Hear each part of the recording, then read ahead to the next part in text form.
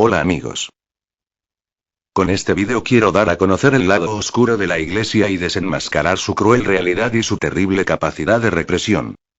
La Iglesia, durante años fue solo un instrumento político, el Papa era el hombre más poderoso del mundo, ningún gobernante podía contradecirlo, pues era estar en contra del mismo Dios.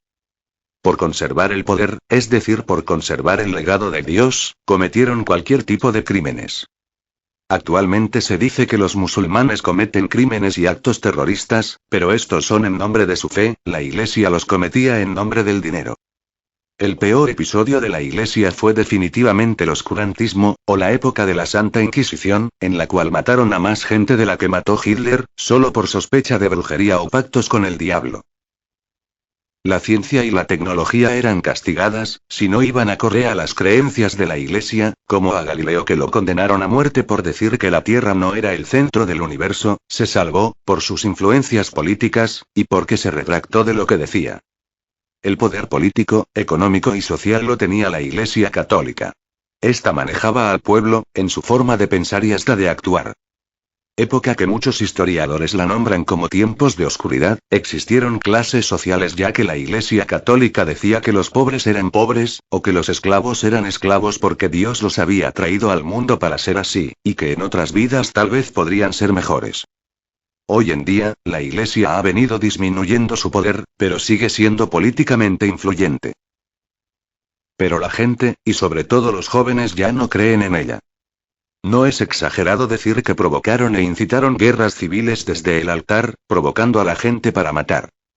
Bueno, aunque creo que el peor de los errores ha sido insistir en el celibato, negando la condición sexual de todo hombre, reprimiendo el llamado de la naturaleza, lo que los ha llevado a cometer actos como la pederastia, el homosexualismo, o el acoso a mujeres, todo esto manejado con una doble moral. Pero, ¿de qué forma la Iglesia católica manejaba al pueblo? ¿Por qué razones el pueblo se dejaba manejar por los ideales de esta Iglesia? La Iglesia católica manejaba al pueblo en muchos aspectos porque se decía que quien no estuviera de acuerdo con los ideales de la Iglesia, era un hereje, lo torturaban y luego lo quemaban vivo en una hoguera frente a sus familiares, amigos y demás gente del pueblo.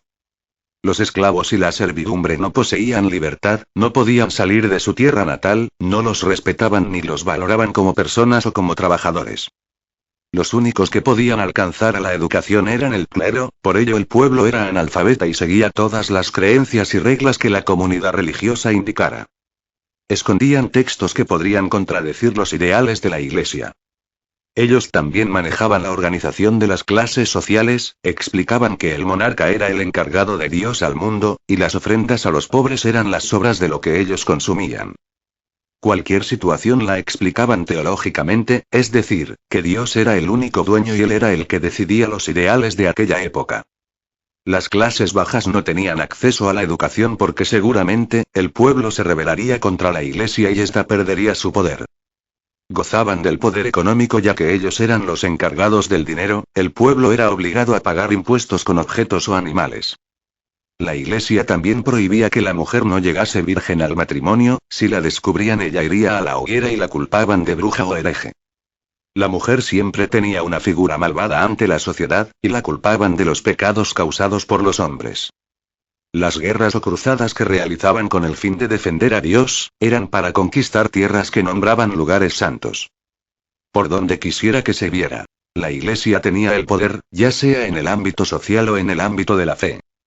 La oscuridad de la mente humana se hacía palpable, ante la imposibilidad de cuestionar los dogmas religiosos, verdades reveladas que no admitían crítica, ni posibilidad de prueba. El derecho a la libre expresión de las ideas fue coartado al punto tal, que muchos que se atrevieron a ejercerlo terminaron condenados por los tribunales de la Inquisición. En la época medieval, la Iglesia adquirió un enorme poder que sobrepasaba el ámbito de lo espiritual para tomar injerencia en asuntos terrenos, y decidiendo en temas económicos, sociales, y hasta políticos. Aquellos que confesaran ser herejes espontáneamente recibían una pena menor, de lo contrario se abría un proceso, donde eran obligados a responder por los cargos imputados. 2 testigos eran suficientes para dar una sentencia condenatoria, que en general era la muerte en la hoguera. El uso de tortura en los procesos de herejía fue autorizada por la bula Ad Extirpanda del Papa Inocencio IV, pero sin poner en peligro la vida de los acusados. Los reincidentes eran condenados a muerte. El empecinamiento en mantener la prohibición del sacerdocio de las mujeres, de la ordenación de los hombres casados y de los homosexuales, del uso de anticonceptivos y de la comunión para los divorciados, entre otras, también la ha distanciado de sus propios feligreses. Más grave aún, el catolicismo atraviesa una profunda crisis de legitimidad provocada, como ya dije, por sucesivos episodios de corrupción.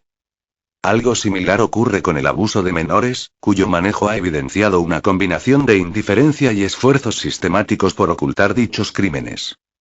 A su favor, el Papa publicó en 2010 unas nuevas normas que extienden la jurisdicción temporal de la Santa Sede para juzgar casos de abuso ocurridos en el pasado, lo cual es importante si se considera que en países como Estados Unidos la mayoría se presentaron entre los años 60 y los 80. Sin embargo, al no establecer la obligación de reportar a los abusadores a las autoridades civiles, estas normas perpetúan el statu quo. Entre las razones que llevaron a la renuncia de Benedicto también se especula que hay otro escándalo sexual que involucra a una red de sacerdotes homosexuales dentro del Vaticano. Por más cáustico que suene, en cualquier otro lugar del mundo, un Estado anacrónico, corrupto, pedófilo, sexista, autoritario y sordo ante los reclamos de sus ciudadanos sería tildado de canalla. ¿Por qué los pecados de la Iglesia Católica en Ciudad del Vaticano deben tratarse de otro modo? Desde que nacemos se nos inculca el temor frente a poderes terrenales y no terrenales, esto ocasiona que el hombre se convierta en un ser religioso autómata, incapaz de rebelarse de la telaraña de fanatismos que ha creado para su propio beneficio esta gran araña negra que es la Iglesia Católica.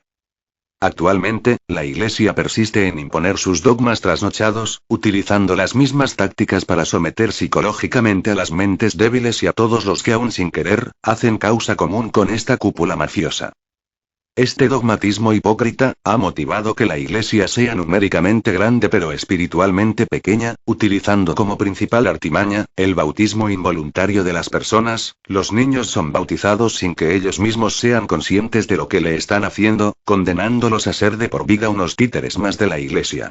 Pero ha motivado también su fraccionamiento al ser el cristianismo la religión más dividida en sectas y sucursales. El Vaticano, que constituye el símbolo de la corrupción, el crimen y la mentira en el mundo, desde que se constituyó, ha creado un imperio de miedo y fanatismo que le ha sido muy útil para llevar a cabo acciones abominables como la cristianización, como es el caso de las cruzadas, la conquista de América y de África, su lucha sangrienta contra la mal llamada herejía, su participación en guerras y crímenes a lo largo de la oscura vinculación de la Iglesia.